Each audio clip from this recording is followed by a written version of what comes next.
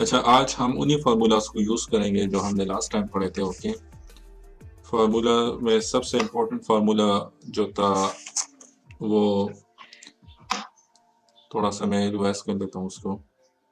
यानी आगे जो हम अभी तो कैरेक्टरिस्टिक पढ़ेंगे तो उसमें काफी इम्पोर्टेंट फार्मूलाज कौन कौन से होंगे जो आपको जी याद रखने हैं से।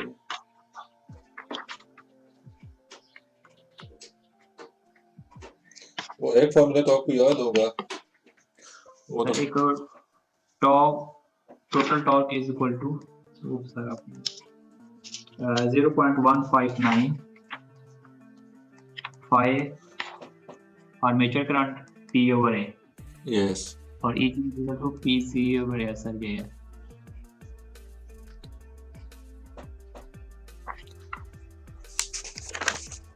टॉर्क का एक फार्मूला, या वो टॉर्क का फार्मूला हो गया। सर ये फार्मूला से रेलेवेंट भी एमसीक्यूज आ सकता है कि इसका फार्मूला क्या है, इसका फार्मूला क्या है। नहीं नहीं, फार्मूलाज तो नहीं आएंगे इस तरह, लेकिन उसमें रिलेशन आ सकते हैं या न्यूमेरिकल आ सकते हैं कि आपके नंबर ऑफ पोल्स इतने, ये वार्निंग है वेव या लेफ वार्निंग आपको गिवन होगा, तो इस फार्मूले से फिर आप उसको फाइंड कर सकते हो। ओके।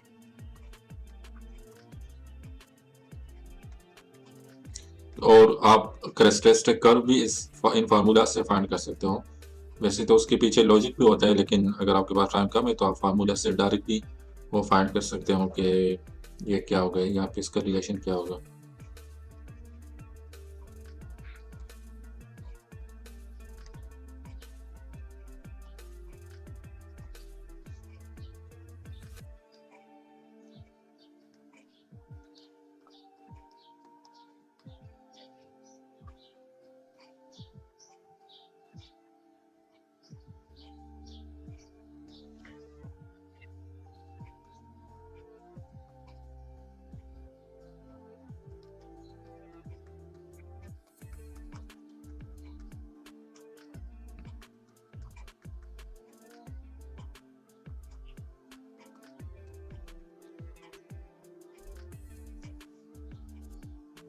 सर ये जो टी ए लिखते हैं सर, ये आर्मेचर टॉर्क लिखते हैं सर टिल्डा के साथ, ये जो नीचे आपने शंट मोटर के साथ जी, लिखा है। ये आर्मेचर टॉर्क है। एक्चुअली ये हमारे पास टोटल टॉर्क है, सही है। इसमें मैंने वो फ्रैक्शन और वो नहीं इंक्लूड किए। And this is the torque which you get at the output, जो आपको आउटपुट में मिल जाता है। Like your shunt torque is equal to the, या you can say that the armature torque is equal to the addition of shunt torque and the loss torque। okay, जो आपका loss torque भी होता है ना, वो भी यही होता है, लेकिन उसमें यहाँ पे आपके फ्रिक्शन और विंडेज लॉसेस आ जाते हैं। सही है। अच्छा, बस यही फार्मूलाज हैं, इन फार्मूलाज को आपने ध्यान में रखना है। ओके, अब हम आगे कैरेक्टरिस्टिक कर्व्स पढ़ेंगे, डीसी मोटर कैरेक्टरिस्टिक्स। तो इन फार्मूलाज के थ्रू हमने वो कर्व्स ड्रा करने हैं। ओके, सर ये जो आपने लास्ट वाला लिखा है, ये ऊपर वाला और नीचे वाला सेम है? जो आपने राइट साइड पे लास्ट लिखा है 9.55 या into output of. Actually this is the torque which you get at the output, and this is the loss torque जो आपके वेंडेज और फ्रिक्शन को, फॉर एग्जांपल आप जब फ्रॉम ईस्ट टू वेस्ट अगर आप जा रहे हो, सही है, सही है, ओके। तो आपको क्या, अगर एयर का डायरेक्शन जो है वो इस साइड पे है, तो आपको दो, यानी आपकी एनर्जी कहाँ पे वेस्ट होगी। एक तो आपको फॉरवर्ड मोशन में आपको एनर्जी रिक्वायर्ड होगी, सही है। और यस। उसके साथ साथ आपको इस एयर फ्रिक्शन को रोकने के लिए भी एक एनर्जी रिक्वायर्ड होगी, तब फिर आप आगे जाओगे। Like you will required to, like your energy, let's say this is energy E1 and this is energy E2। तो आप में जो एनर्जी होनी चाहिए वो that should be equal to और greater than E1 plus E2। Yes ठीक है। ओके, तो इसी तरह टरबाइन में हमारे पास क्या होता है, this is the rotor. Okay, तो रोटर रोटेट होने के लिए यहाँ पे आपके थोड़ा सा वो ईयर भी आ जाता है। दिस इज दी स्टेटर, ये आपका स्टेटर ऐसे ही, तो यहाँ पे ईयर भी आ जाता है। तो ओके। या ईयर के लिए भी थोड़ा सा, that is very small amount, लेकिन फिर भी आपको that is not equal to zero. फिर भी आपको थोड़ा सा टॉर्क रिक्वायर्ड होता है for that friction and for that windage losses. तो उस टॉर्क को हम लॉस टॉर्क कहते हैं। ठीक है। यानी थोड़ी सी और फोर्स सर आपको रिक्वायर्ड होगी। तो फोर्स क्या होता है, टॉर्क क्यों होता है। सर और ये टॉर्क लॉस में सीरीज टॉर्क में ऐड करेंगे तो हमारे पास टोटल टॉर्क आ जाएगा, ऐसा बताया आपने? यानी आपका जो टोटल टॉर्क है, like this torque is provided by voltage supply, जो आपने वोल्टेज सप्लाई देने उससे, और यानी आप जो सप्लाई दे रहे हो, ओके, तो वो इतनी होनी चाहिए, वो क्या, वो आपके आर्मेचर टॉर्क को जनरेट करेगा। तो आर्मेचर टॉर्क आपका इतना होना चाहिए कि that should be equal to the loss torque और शंट टॉर्क, यानी आपका आर्मेचर टॉर्क जो है that is equal to the combination of loss torque plus shunt torque. Simple. Okay ठीक सही। और ये आप कहाँ से दोगे? वोल्टेज सप्लाई से दोगे। ये आपको मैकेनिकल आउटपुट मिल जाएगा ना फिर, ठीक है सर। जिससे आप फिर डिफरेंट वो करते हो, यूटिलाइज करते हो डेली लाइफ में, डिफरेंट इंस्ट्रूमेंट चलाते हो मोटर से, और ये तो आपका लॉस हो जाएगा। सही। तो इसको आप जितना कम रख सकते हो तो उतना बेस्ट होगा आपके लिए। जी ठीक है। तो किस तरह कम करेंगे? वो फ्रिक्शन को हम किस तरह करते हैं? सही है, लुब्रिकेंट्स लगा के थोड़ा सा वो सब कुछ, जी सर। वो एयर को वो एयर जो डिस्टेंस होता है ना, गैप होते हैं, वो थोड़ा कम करके तो आप विंडेज लॉस को कम कर सकते हो। तो इस तरह हम करते हैं। अच्छा, अब आ जाते हैं हमारे पास डीसी मोटर कैरेक्टरिस्टिक। तो इसमें हमारे पास कैरेक्टरिस्टिक कर्व्स को हम डिस्कस करेंगे। ओके, वाई एक्सिस पे कर्व लेंगे और एक आपका यहाँ पे कर्व, यहाँ पे हम एक पैरामीटर ले लेंगे। सही है, लेट्स से आर्मेचर करंट यहाँ पे ले लेते हैं। तो फिर हम आर्मेचर करंट को इंक्रीज करते जाएंगे और देखेंगे कि मेरा स्पीड पे क्या इफेक्ट पड़ रहा है, मेरे टॉर्क पे, आर्मेचर टॉर्क पे क्या इफेक्ट पड़ रहा है। सही है, तो ये सारी चीजें इस कैरेक्टरिस्टिक कर्व में हम डिस्कस करेंगे। सही है, and this is the DC motor characteristic curve. तो हमारे पास एक आपका आर्मेचर टॉर्क और आर्मेचर करंट कैरेक्टरिस्टिक होते हैं, जो अगर आपने रिलेशन देखना है between armature torque and armature current, so this is known as electrical characteristic, उसको हम कहते हैं। ओके सही है, इलेक्ट्रिकल कैरेक्टरिस्टिक। सही है, तो ये आपको क्या कर्व बताते, लाइक आपने टी ए लेना है और this is the armature current, so this armature current, तो this that's why this known as electrical characteristic. अच्छा, दूसरा आपका होता है speed and armature current characteristic curve. सही है, तो स्पीड एंड आर्मेचर करंट। सही है, और ये रिलेशन आपको बताता है कि आपने कौन सा मोटर लेने हैं। ओके, क्योंकि हमारे पास डीसी मोटर जो होते हैं वो हम ज्यादातर किसके लिए यूज करते हैं? स्पीड के लिए, वेरिएबल स्पीड के लिए यूज करते हैं। सही है, यानी फॉर एग्जांपल आपको 300 आरपीएम का मोटर चाहिए, तो वो आप यानी आप सिलेक्शन किस से करते हो? स्पीड से करते हो। ओके, डीसी मोटर मोस्टली हम यूज करते हैं, मैंने पहले भी आपको बताया था कि डीसी मोटर हम ज्यादातर वेरिएबल स्पीड के लिए यूज करते हैं। लाइक जो भी स्पीड आपको रिक्वायर्ड हो कि मुझे आउटपुट पे ये स्पीड चाहिए, तो वो उसके लिए आपको डीसी मोटर की रिक्वायरमेंट होगी। ओके, तो वहां पे क्या होगा, वहां पे आप अपने स्पीड को वेरी कर सकते हो, वहां पे आप स्पीड को वेरी कर सकते हो। Okay, by changing armature current, या लाइक आर्मेचर करंट को आप इंक्रीज कर दो तो आपका स्पीड क्या हो जाएगा? वेरिएबल हो जाएगा, आइदर दैट्स विल इंक्रीज और डिक्रीज, वो हम बाद में पढ़ेंगे। सही है, तो आर्मेचर करंट के थ्रू आप अपने speed of the DC motor को कंट्रोल कर सकते हो।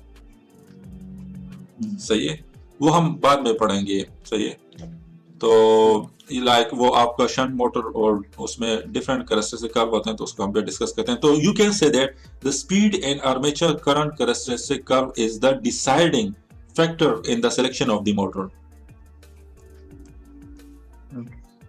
डिसाइडिंग क्या, आपने लेट्स से आपको 150 आरपीएम का मोटर चाहिए, तो आप RPM, like 150 RPM is the speed, तो स्पीड का वो ये like that is the deciding factor in the selection of motor। सही है, लाइक आपने अगर मोटर को खरीदना है, डीसी मोटर को, तो फॉर एग्जांपल आप चले जाओ वहां पे मार्केट में, तो जो शॉपकीपर होगा तो वो आपसे पूछेगा कि आपको कितने आरपीएम का मोटर चाहिए, तो आपने अपना वो रिक्वायरमेंट बताना है। सही है, कि मैंने फलां चीज चलानी है, उसके लिए इतना स्पीड की रिक्वायरमेंट है, तो वो आपको उसके अकॉर्डिंगली मोटर दे देगा। So that's why this is known as deciding factor in the selection of the motor. So speed और आर्मेचर कर्व। ओके, अच्छा, इसके बाद हमारे पास एक दूसरा होता है speed and torque characteristic curve. तो वो आपको क्या बताते हैं? वो स्पीड एंड आर्मेचर टॉर्क। सही है, लाइक आप अपने लोड को इंक्रीज कर लो। लोड को इंक्रीज मीन्स कि आपको ज्यादा आर्मेचर टॉर्क की रिक्वायरमेंट अब बढ़ गई है। लाइक अगर आपका लोड इंक्रीज हो जाए, ओके, तो इट मीन्स कि आपको ज्यादा फोर्स की रिक्वायरमेंट होगी, and force is the torque. तो इट मीन्स कि आपको आर्मेचर टॉर्क की डिमांड बढ़ गई है। सही है। अच्छा, अब आर्मेचर टॉर्क की डिमांड बढ़ गई है, तो अब हमारे पास स्पीड पे क्या इफेक्ट पड़ेगा? स्पीड उस मोटर का डिक्रीज हो जाएगा या इंक्रीज हो जाएगा, तो वो इस कर्व में हम पढ़ेंगे। सही है। तो ये हमारे पास यहाँ पे इलेक्ट्रिकल पैरामीटर इतने यूज नहीं हुए हैं। यहाँ पे देख लो तो हम लोड को देख रहे हैं, which is also mechanical parameter, okay. Torque is also the mechanical parameter, okay. और speed is also mechanical parameter, so that's why this is known as mechanical characteristic curve.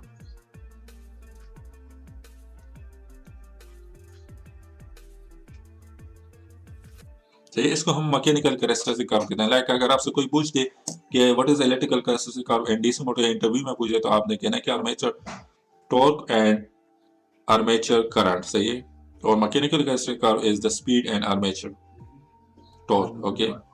या तो ये आप इस तरह भी लगा सकते हो, इससे आपको पता होना चाहिए कि यहाँ पे देख लो, this is the electrical parameter, armature current is the electrical parameter, so that's why like आप आर्मेचर करंट को इंक्रीज कर दो, डिक्रीज कर दो, तो आपका लोड पे क्या इफेक्ट पड़ेगा, या अगर आप लोड को इंक्रीज कर दो, डिक्रीज कर दो, तो आपका कितनी आर्मेचर करंट की रिक्वायरमेंट होगी, तो वो हम यहाँ इस कैरेक्टरिस्टिक कर्व में पढ़ेंगे। सही है। अब इन कर्व्स को थोड़ा सा डिटेल में पढ़ लेते हैं। ठीक है।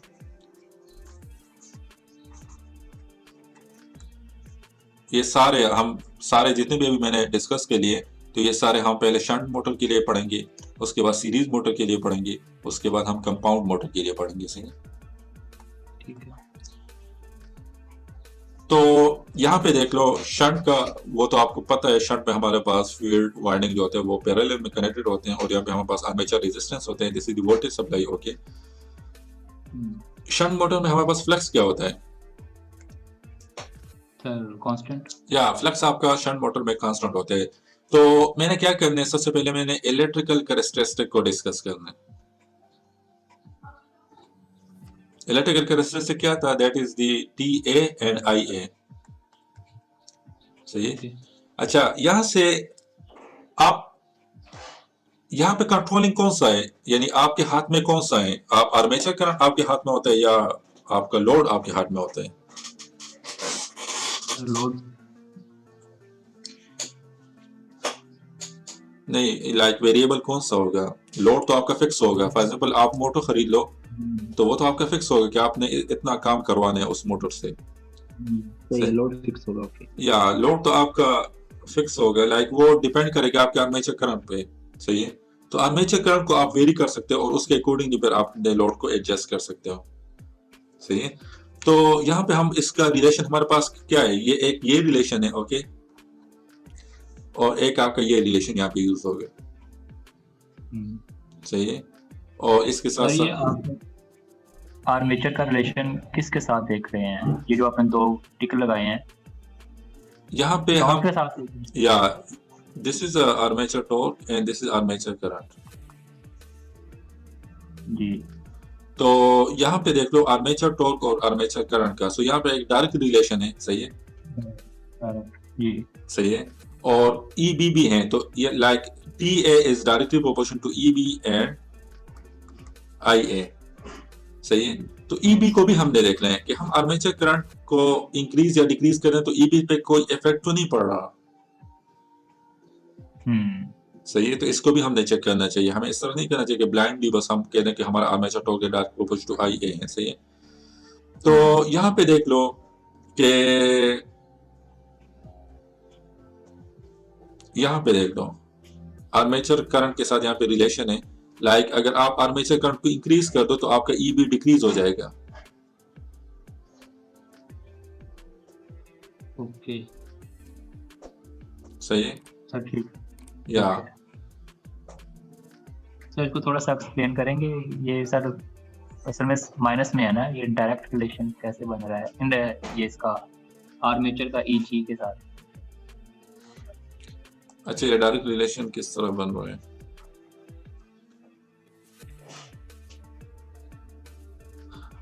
इस फार्मूला को देख लो।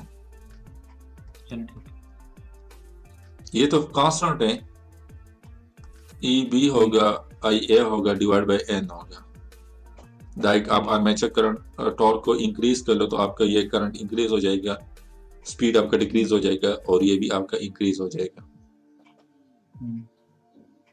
सही है, लाइक डायरेक्ट रिलेशन है ना। अच्छा, अब फॉर एग्जांपल मैं आर्मेचर करंट को इंक्रीज करता जाऊं, तो आर्मेचर करंट को अगर मैं इंक्रीज कर लूं तो ई जी मेरा यहाँ इस according to this equation E जी मेरा डिक्रीज हो जाएगा।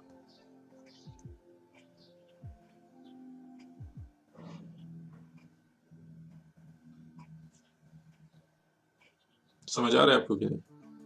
जी सर ठीक है सर, वो मैं छोड़ दो इतना छोड़ दो इसको, बेकार छोड़ दो, थोड़ा कम्प्लेक्स हो रहे हैं। हमारे पास ऑलरेडी एक फार्मूला है, इसको हम यूज कर लेते हैं। इससे आपको कि आर्मेचर बाकी सारी चीजें कांस्टेंट है, जेड भी कांस्टेंट है आपका, फ्लक्स फ्लक्स भी कांस्टेंट या फ्लक्स कांस्टेंट है exactly. This is the shunt motor, तो फ्लक्स आपका कांस्टेंट है, है।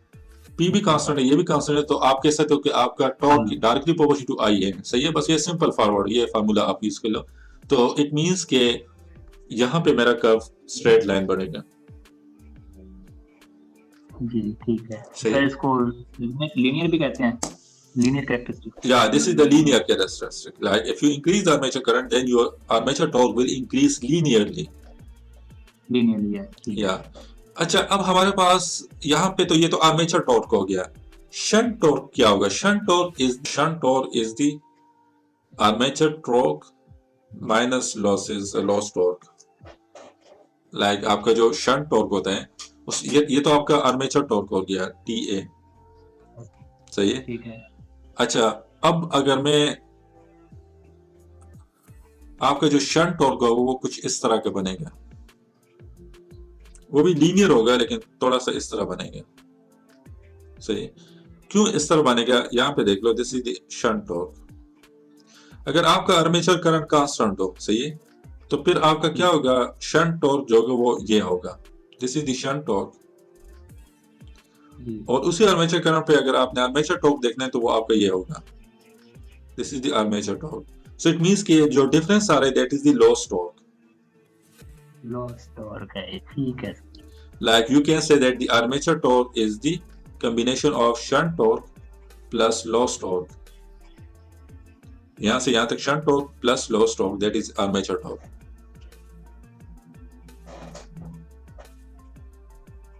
सही है? जी ठीक। Like अगर आप यहां से देख लो कि यहां पे आपको अगर कंफ्यूजन हो रही है तो इसको थोड़ा सा एक्सप्लेन कर लेता हूं कि यहां से देख लो, यहां पे अगर आर्मेचर करंट होगा आपका तो फिर तो आपको आर्मेचर टॉर्क मिलेगा। सही है, आर्मेचर करंट की वजह से आपको आर्मेचर टॉर्क मिलेगा, ये इसी तरह यहां तक भी मिलेगा। जी सही है, लेकिन यहाँ पे हमारे पास क्या हो जाता है, लॉस टॉर्क को भी आप अगर इनकाउंटर कर लो, लाइक अगर शंट टॉर्क की हम बात कर लें तो वो आपको कुछ इस तरह का मिलेगा। यहां से वो स्टार्ट होगा। क्यों यहां से स्टार्ट होगा? क्योंकि ये आर्मेचर करंट जो है that is utilised for the reduction of the loss torque. Loss torque, yes sir, ठीक है। से उसके बाद ही आपका आर्मेचर करंट इतना हो गया कि वो अब आपके मोटर को, यानी that is greater than the loss torque. यानी वो अब पहले आप आर्मेचर करंट को दे दो, सही है, तो वो रोटेट नहीं होगा, आपका जो मोटर होगा वो रोटेट नहीं होगा। लाइक कूलिंग फैन हो गया, सही है, आपका रूम कूलर हो गया, आपने थोड़ा सा आर्मेचर करंट दे दिया, वो रोटेट नहीं होगा। क्यों रोटेट नहीं होगा? क्योंकि उसको रोकेगा कौन? रोकेगा वो बैंडेज और जो फ्रैक्शन लॉसेस होते हैं वो उसको रोटेट होने नहीं देगा। लेकिन आप आर्मेचर करंट को और इंक्रीज कर लो तो फिर वो आहिस्ता आहिस्ता रोटेशन इंक्रीज कर लेगा, स्टार्ट कर लेगा। सही है, तो उसी तरह यहाँ पे भी है कि पहले वो रोटेट नहीं होगा, फिर आप यहाँ पे आर्मेचर करंट को और इंक्रीज कर लो तो ये आपका फिर वो रोटेशन स्टार्ट कर लेता है।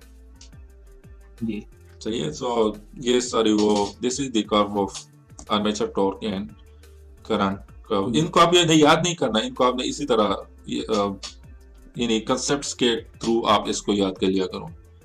क्योंकि अगर आप इस तरह याद करोगे कि टॉर्क और आर्मेचर करंट का कर्व जो होता है वो स्ट्रेट लाइन होती है तो ये बंदा भूल जाते हैं फिर। तो मैं कंसेप्ट पे ज्यादा आजकल फोकस कर रहा हूँ। जी जी, तो कंसेप्ट बेस्ट हैं, वो कंसेप्ट्स यही होते हैं। याद कर लेगा, याद भी एक लिमिटेशन है, कंसेप्ट ठीक है। कंसेप्ट्स इसी तरह होता है कि कंसेप्ट्स आपसे भूलते नहीं है। फॉर एग्जांपल कल कोई वो आ जाए आपके सामने तो आपके जहन में कंसेप्ट्स होंगे तो वो आप कहोगे नहीं ये तो इस तरह होता है। यानी कंसेप्ट्स में आप एक पैरामीटर भी आपको याद हो, सही है, तो उसके अकॉर्डिंगली आप बहुत सारे प्रॉब्लम सॉल्व कर सकते हो। लेकिन अगर आपने याद करना है तो इसको भी याद करना होगा, इसको भी याद करना होगा, इसको भी याद करना होगा, इसको भी याद करना होगा। तो कॉन्सेप्ट्स को क्लियर कर लिया होगा। ठीक। अच्छा, ये तो हमारे पास टॉर्क और आर्मेचर करंट का कैरेक्टरिस्टिक कर्व हो गया। ओके, अब हम इस तरह कर लेते हैं कि स्पीड और आर्मेचर करंट का कैरेक्टरिस्टिक कर्व वो हम कर लेते हैं। सही है, दैट इज द ठीक है। डिसाइडिंग फैक्टर, जो मैंने आपसे पहले कहा था कि ये कैरेक्टरिस्टिक कर्व आपको क्या बताएगा, that is the deciding factor for the selection of motor. Okay, deciding factor होगा for the selection of motor. तो इसको थोड़ा सा डिस्कस कर लेते हैं। जी। यहाँ पे मैंने क्या लेना है, वाई पे स्पीड लेना है। ओके, और यहाँ पे मैं आर्मेचर करंट को ले रहा हूँ क्योंकि ये this is the independent axis, like इसको मैं वो एक्स एक्सिस पे ले रहा हूँ। ओके, लाइक इसको मैं वेरी कर सकता हूँ अपनी मर्जी से, फिर मैं देखूंगा कि मेरा स्पीड क्या हो रहा है। Okay, so that's why I kept this on dependent axis. Why is the dependent axis, like it depend on x value, like your speed depend on armature current. Okay, like मैं अपने, मेरे सामने motor होगा, motor को मैंने supply देनी है, voltage supply देनी है, तो वोल्टेज सप्लाई को मैं इंक्रीज करूंगा, डिक्रीज करूंगा, और मैं देखूंगा कि मेरे शंट मोटर का स्पीड पे क्या इफेक्ट पड़ रहा है, वो इंक्रीज हो रहा है, वो डिक्रीज हो रहा है, या क्या हो रहा है। सही है। अच्छा, तो यहाँ पे कोई रिलेशन है आपके सामने जिनको हम यूटिलाइज करके इस कर्व को हम ड्रॉ कर लें, जिसमें ये दोनों पैरामीटर हो। सर ये EBIA/N और सर ये एक ही है। नहीं सर, नहीं ये N और I का रिलेशन देखना है। N और I, अगर मैं इस तरह करूं कि इसको ले लूं और साथ में इसको ले लूं, जी टॉर्क को ना जी लो, ठीक टॉर्क है। तो हम नहीं देख रहे हैं। सही है जी। ठीक है। तो यहाँ पे अगर मैं देख लूं तो मेरा ई जी जो है that is directly proportion to, ये भी फ्लक्स आपका यहाँ पे कांस्टेंट होगा। Okay, this is shunt motor. Yes ठीक है। सही है, पोल भी, नंबर पोल भी कांस्टेंट होंगे, ये भी कांस्टेंट होगा, तो स्पीड हो जाएगा डायरेक्ट प्रोपोर्शन। या बाकी आपके कांस्टेंट है। सही है।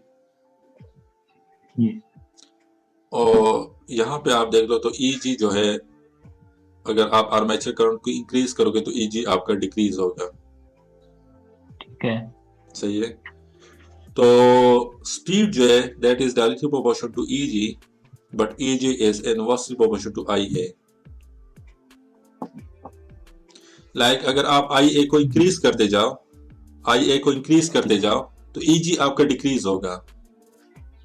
जी सर, वो मैं इस तरह ये कंसेप्ट ग्रैब कर रहा हूँ। IA जब हमारा इंक्रीज होगा तो V में से बड़ी वैल्यू माइनस होगी और एज अ रिजल्ट EG हमारा लेस होगा।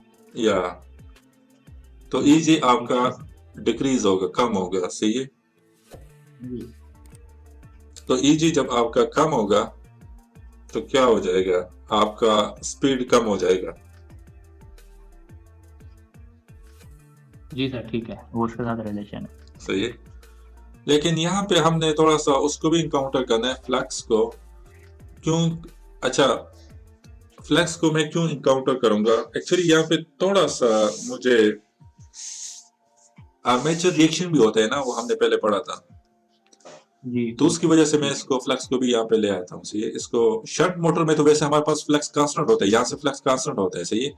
लेकिन आर्मेचर करंट क्यों इंक्रीज होगा, कब इंक्रीज होगा, उसको मैंने देखना है। क्योंकि आर्मेचर करंट को मैं इंक्रीज करूंगा तो फ्लक्स आर्मेचर रिएक्शन भी आपका इंक्रीज होगा, हमने पढ़ा था लास्ट टाइम।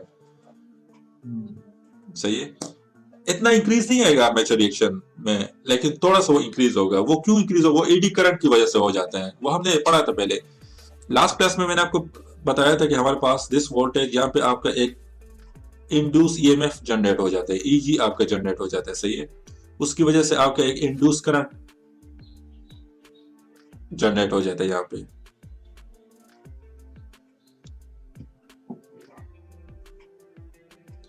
उसको मैं induce current that is I. सही है। इसको मैं I, that is the direction of this current is opposite to armature current, but the amount, the magnitude of this induced current is very, like it will be in a very small amount. Okay, वो back EMF हो जाता है ना, this is a back EMF.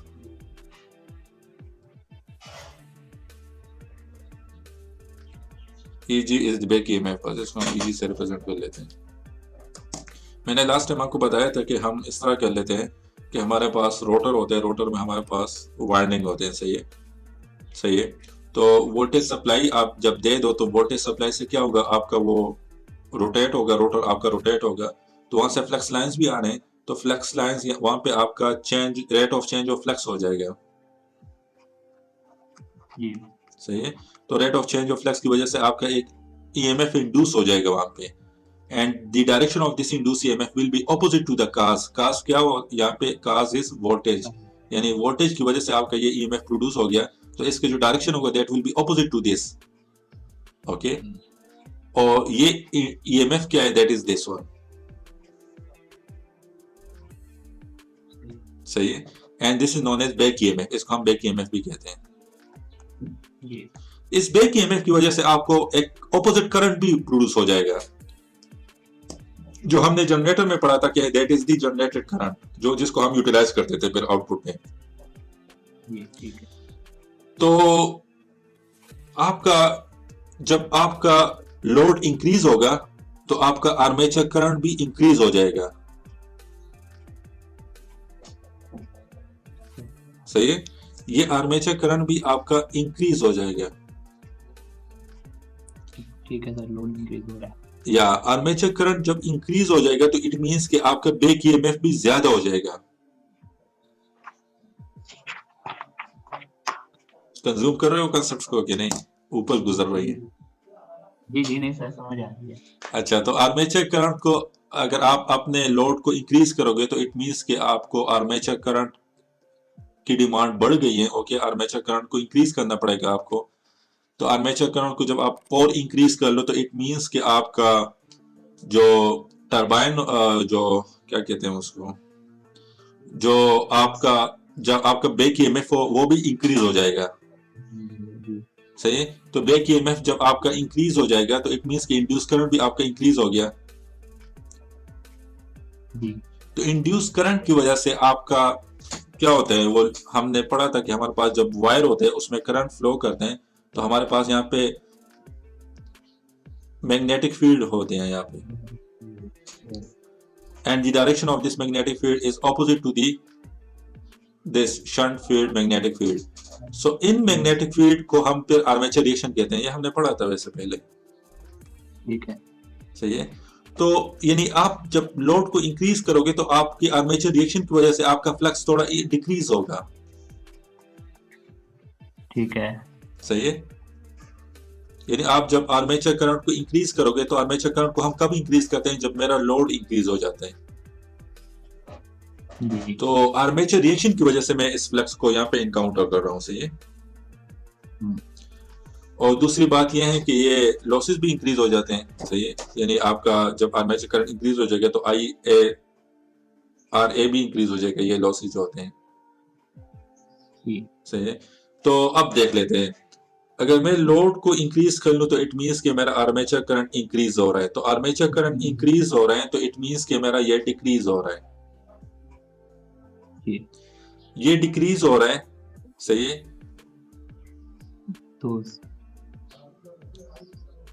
तो it means yes, ये decrease हो रहा है तो इट मींस कि मेरा फ्लक्स भी डिक्रीज होगा, आर्मेचर रिएक्शन की वजह से आपका फ्लक्स भी डिक्रीज होगा, जी ठीक है। तो स्पीड क्या होगा, इंक्रीज होगा सर उसको फुलफिल करने के लिए।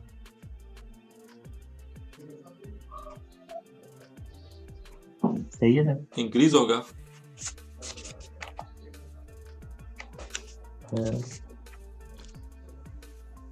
हमारा डिक्रीज नहीं, यहाँ पे अब मैंने यहाँ पे ये देखना है कि मेरा आर्मेचर रिएक्शन की वजह से ये फ्लक्स ज्यादा डिक्रीज हो रहा है या कम डिक्रीज हो रहा है, तो फिर मैंने एन को देखना है। सर ये आर्मेचर रिएक्शन की वजह से तो सर ये ज्यादा डिक्रीज हो रहा है फ्लक्स, क्योंकि हमारा लोड इंक्रीज हो गया है ना। ये तो इतना इंक्रीज वैसे नहीं होता एक्चुअली, ये जनरेटर के केस में आपका ज्यादा डिक्रीज होगा, लेकिन यहाँ पे हमारे पास इसलिए ज्यादा डिक्रीज होगा क्योंकि हमारे पास बैक ईएमएफ थोड़ा बहुत माइन्यूट अमाउंट होता है, that is very less than this voltage, supply voltage, ठीक है। सही है। तो इसी वजह से वो हम करते हैं कि यहाँ पे जो आपका मैचिंग रिलेशन की वजह से डिक्रीज होगा, लेकिन इतना डिक्रीज नहीं होगा। सही है। ठीक है, तो सर हमारा अगर लोड इंक्रीज होगा तो फिर हमारी स्पीड डिक्रीज होगी। तो अब मैंने देखते हैं कि ये कितना, तो ये मैंने आपसे कह दिया कि ये मेरा इतना डिक्रीज नहीं हो रहा। सही है। तो इतना डिक्रीज नहीं हो रहा, तो इट मीन्स कि ये मेरा स्पीड भी डिक्रीज होगा, बट थोड़ा सा होगा। सही है। अगर आप आर्मेचर करंट को वो कर दो तो वो आपका कर्व थोड़ा इस तरह डिक्रीज होगा, लेकिन थोड़ा सा होगा। ठीक है।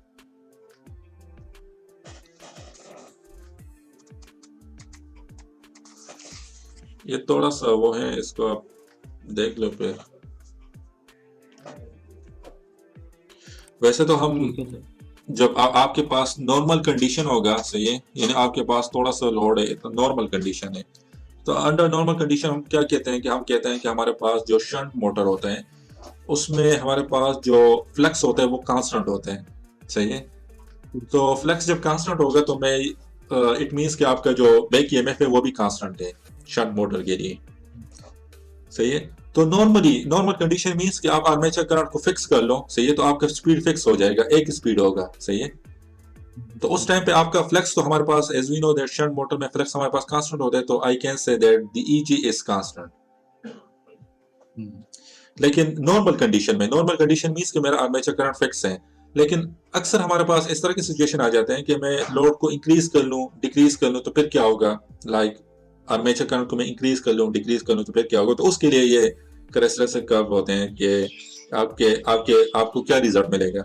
अगर आप आर्मेचर करंट को और इंक्रीज कर दो, नॉर्मल कंडीशन से आप उसको और इंक्रीज कर लो, तो आपका स्पीड पे क्या इफेक्ट पड़ेगा। So this curve give me the information of that all that situations. Sir ये जो कैरेक्टरिस्टिक्स कर्व हैं सर, ये जिन्होंने ये राइट किया है सर, उन्होंने प्रैक्टिकली किया होगा, या एक्सप्लेनेशन की होगी या आर्मेचर। प्रैक्टिकली उन्होंने किए इसको, और उसके बाद ये जितने भी इक्वेशंस हैं इनको उन्होंने सेटिस्फाई किए। इसी वजह से तो अभी तक इसको हम पढ़ रहे हैं। अगर ये वैलिड ना होती तो इसको फिर काफी पहले वो रिजेक्ट कर लेते। अदर साइंटिस्ट जो हैं वो ऑब्जेक्शन कर लेते हैं कि ये तो इक्वेशन सही नहीं लिखा। लेकिन अभी तक इस पे कोई ऑब्जेक्शन नहीं आया, तो इट मीन्स कि ये वैलिड है अभी तक। प्रैक्टिकली आप कर लो तो आपको यही रिजल्ट मिलेंगे।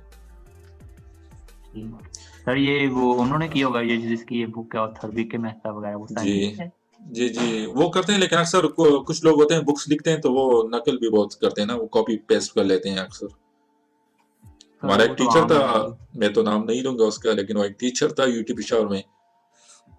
अच्छा। तो वहां पे वो एक था, दोस्त कह रहा था कि उन्होंने वो किया था, वो पावर हाई वोल्टेज को टीच कर रहा था।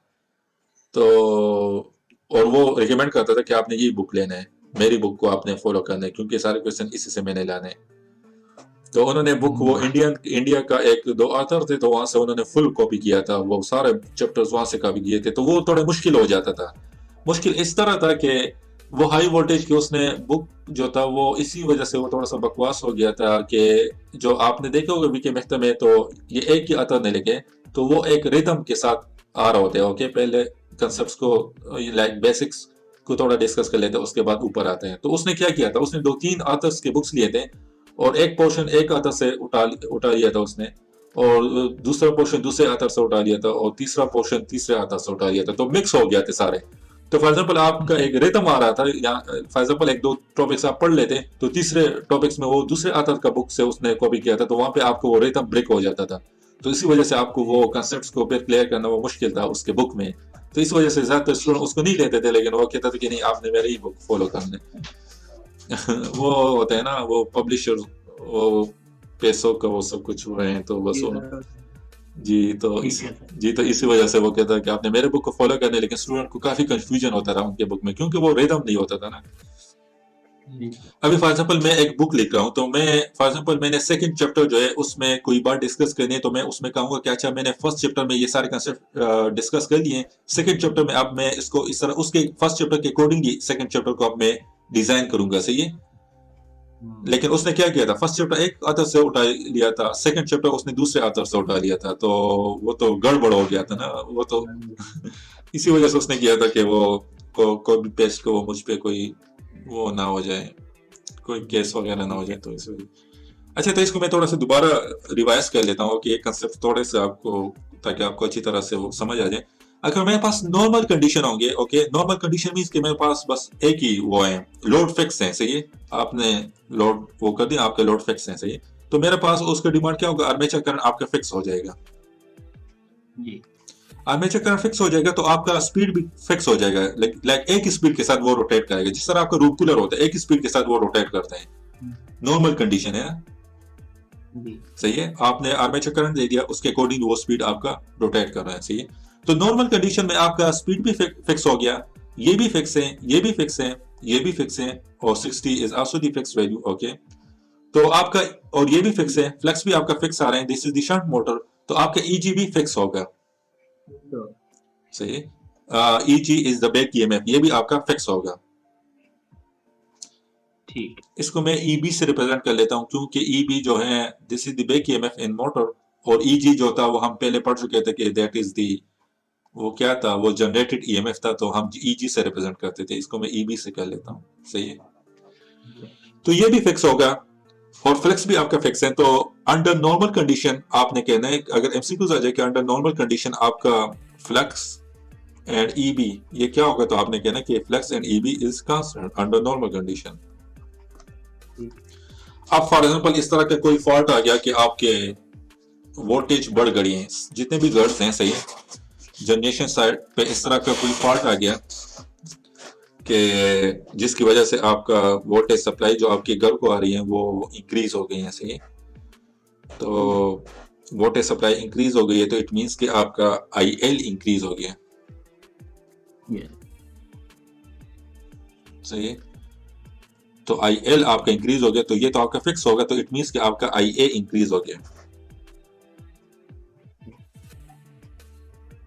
तो इसकी जो बेस्ट एग्जांपल है वो ये जो हमारे घरों में जनरेटर होते हैं, जी उनमें भी जब उनको स्मूथ रन करते हैं तो उनकी स्पीड और होती है, और जब उनके ऊपर घर की यानी कि वोल्टेज का लोड हम अप्लाई करते हैं तो उनकी स्पीड कम हो जाती है, बहुत बार आवाज भी चेंज हो जाती है। जी, आवाज भी चेंज हो जाती है। तो उसको, चलो उसको डिस्कस कर लेते हैं, लोड को हम ले लेते हैं, सही है। जी मैंने तो वैसे आपको ये वो तो एग्जांपल दिया कि मैं सप्लाई को इंक्रीज कर लूँ फॉल्ट की वजह से, लेकिन लेट से हम इस तरह कहते हैं हमारे पास मोटर है वो नॉर्मल कंडीशन में चल रहा है, तो अंडर नॉर्मल कंडीशन आपका फ्लक्स भी कांस्टेंट होगा, आपका बैक ईएमएफ भी कांस्टेंट होगा। लेट से मैं इस तरह कर दूं कि उस मोटर पे लोड को इंक्रीज कर लेता हूं, सही है।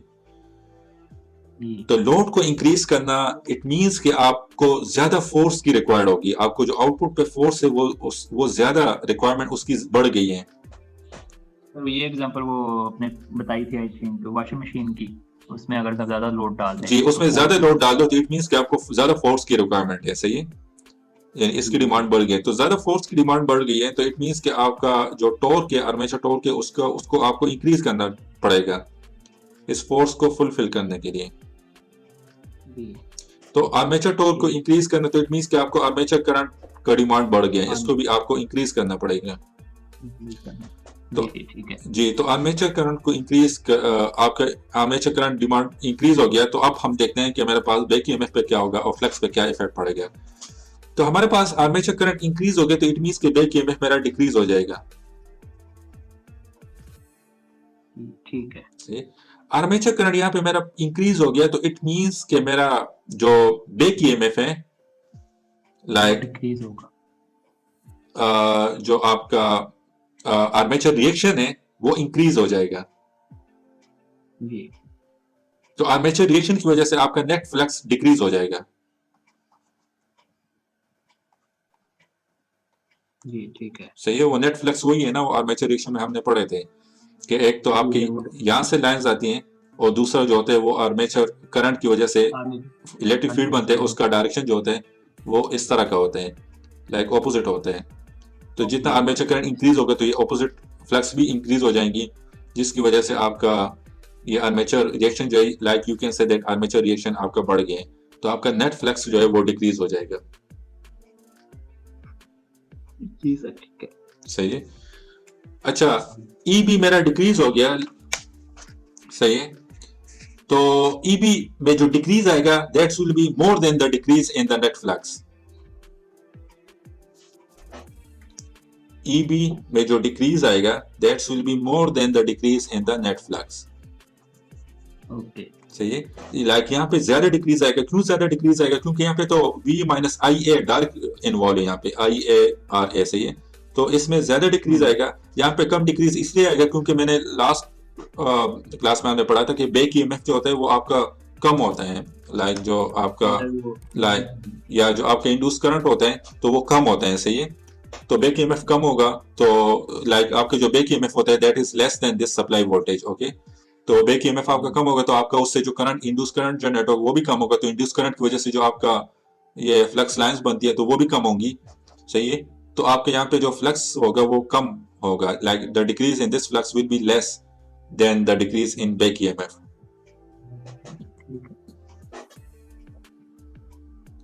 सही है। तो यहाँ पे देख लो तो ये डिक्रीज तो आ रहा है, सही है, ये डिक्रीज आ रहा है, लेकिन ये डिक्रीज कम है, तो इट मीन्स कि आपको स्पीड भी थोड़ा सा कम हो जाएगा to fulfil this decrease, okay ठीक है। सही है। तो that's why if you increase armature current तो आपका जो स्पीड है वो डिक्रीज हो गया इस तरह। ठीक है सर। अच्छा, अंडर नो लोड कंडीशन क्या होगा, सही है। लाइक अगर आपका आर्मेचर करंट 0 है इस पॉइंट पे, तो फिर क्या होगा, आर्मेचर 0 है तो सर ईबी सर हमारा मैक्सिमम हो जाएगा, और ईबी मैक्सिमम है तो फिर हमारा स्पीड भी हमारी मैक्सिमम होगी। या एक्चुअली इसको यहाँ पे या इस तरह यहाँ पे ले लेते हैं, ओके। ये आपका बहुत माइन्यूट अमाउंट है, सही, कम है, सही है। यानी आपने वोल्टेज सप्लाई दे दी है तो वोल्टेज सप्लाई में क्या होगा, शंट की तरफ करंट जाएगा और यहाँ पे करंट आएगा, फिर इंक्रीज होते जाएगा, सही है। तो यहाँ पे क्या हो जाएगा, आपका IA कम है तो इट मीन्स कि EB आपका हाई होगा, तो EB हाई है तो इट मीन्स कि आपका जो N है वो इंक्रीज होगा, सही है। तो यहाँ से हमने स्टार्ट लेंगे, ठीक है। सही है। ओके, अब हम आ जाते हैं दूसरे कैरेक्टरिस्टिक की तरफ। ठीक है सर।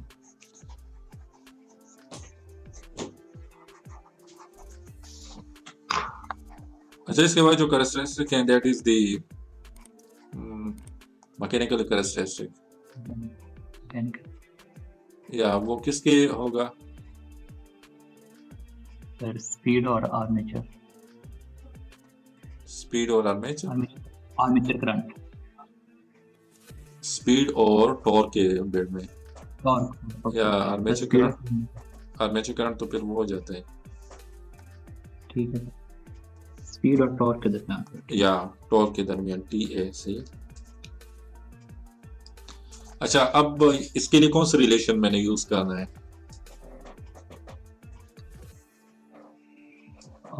यहाँ पे देख लो तो TA या TA is directly proportional to EB IA divided by N, सही है। सर हमारा ये रिलेशन हो गया, यस। तो ये भी इसी तरह रिलेशन है जिस तरह हमने आर्मेचर करंट का रिलेशन पढ़ा था, लाइक आपका लोड इंक्रीज हो जाए तो वहां पे हम क्या कहते थे कि हमारा लोड इंक्रीज हो जाए तो इट मींस कि मेरा आर्मेचर करंट इंक्रीज हो गया, तो लोड इंक्रीज हो जाए तो यहाँ पे हम कहेंगे कि मेरा आर्मेचर टॉर्क इंक्रीज हो गया, सही है। तो एक ही बात है, वही बात है जो हमने पहले पढ़े थे, सही है। लाइक आपने लोड को इंक्रीज करते जाओ तो आपका स्पीड पे क्या होगा, स्पीड पे क्या इफेक्ट पड़ेगा, सही है। तो अगर आप अपने लोड को इंक्रीज करते जाओ तो फिर क्या होगा, आपको हाई आर्मेचर करंट की डिमांड होगा, सही है। Like demand of the armature current will get increase if you increase the load, okay. तो ये इंक्रीज हो जाएगा तो इट मींस कि ये आपका डिक्रीज हो जाएगा, सही है। तो ये डिक्रीज हो गया तो इट मींस कि आपका यहाँ पे क्या होगा, EB क्या होता है, EB डिक्रीज मींस कि आपका फ्लक्स और स्पीड, तो ये डिक्रीज हो गया लेकिन फ्लक्स में थोड़ा सा डिक्रीज आ रहा है तो आपको N में भी डिक्रीज लाना चाहिए होगा क्योंकि to fulfil this decrease, okay. या तो आप ये कह सकते हो कि आपका कर्व कुछ इस तरह का बनेगा, बस वही कर्व बनेगा, यस, तो यही था, this is the relation between armature torque G and speed. ठीक है ठीक है। अच्छा, इसके बाद हमारे पास आ जाता है, अच्छा तो इट मींस कि आपका जो आर्मेचर जो शंट मोटर है, तो वो क्या है, उसके इन कैरेक्टरिस्टिक से हमें क्या पता लग रहा है कि आपका जो स्पीड होगा विद इंक्रीज लोड, अगर आप लोड को इंक्रीज कर लो तो आपका स्पीड क्या होगा, वो अक्सर एमसीक्यूज में आता है, this is very important, MCQs अक्सर आते हैं कि अगर आपका लोड इंक्रीज कर दो तो स्पीड पे क्या इफेक्ट पड़ेगा, वो आपका स्पीड स्लाइटली डिक्रीज होगा, उसमें आपको ऑप्शन देगा more decrease, less decrease, slightly decrease या मोर इंक्रीज, स्लाइटली इंक्रीज, तो आपने ये ऑप्शन चूज करना है कि स्लाइटली डिक्रीज आएगा उसमें because of the armature reaction. सही है, सही है। तो इसमें आपका जी थोड़ा स्लाइटली डिक्रीज आ गया because of the armature reaction and armature resistance drop. Okay, एक ये पॉइंट है, तो स्लाइटली डिक्रीज आएगा, so you can say that this shunt motor is the constant speed motor. Okay like decrease आएगा, decrease ये नहीं कि बिल्कुल नहीं आएगा, बिल्कुल कांस्टेंट होगा, डिक्रीज आएगा लेकिन वो बहुत कम होगा। सही है। ठीक है ठीक है। और दूसरी बात क्या होगा यहाँ पे, दूसरी बात ये है कि आपने इसको जो स्टार्टिंग टॉर्क होगा, ओके, क्योंकि यहाँ पे आपका T A is directly proportion to I A होगा। एक्चुअली हमारे पास क्या होता है, T A is direct proportion to flux into I A होता है, लेकिन हमारे पास शंट मोटर में फ्लक्स कांस्टेंट होते हैं, तो T A is direct proportion to I A होता है, तो इट मींस के starting torque of shunt motor is not high. हम्म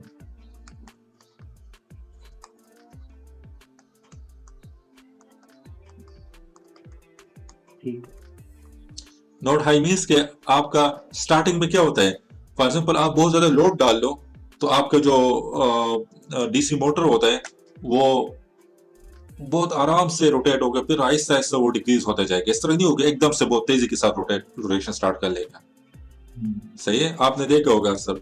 तो ये हमारे पास क्या होता है कि वह जब आप सप्लाई को ऑन कर ले तो उस टाइम आर्मेचर करंट आपका बहुत कम होता है, तो आर्मेचर करंट कम होता है तो फिर आपका ये टॉर्क भी कम होता है, आहिस्ता आहिस्ता आपका आर्मेचर करंट इंक्रीज होते जाता है तो फिर आपका टॉर्क भी इंक्रीज होता जाता है, और जब ये आर्मेचर करंट अपनी रेटेड वैल्यू तक पहुंच जाए तो फिर आपका ये एक कांस्टेंट टॉर्क होगा, लाइक आपका स्पीड कांस्टेंट हो जाएगा, एक ही स्पीड के साथ वो रोटेट करेगा।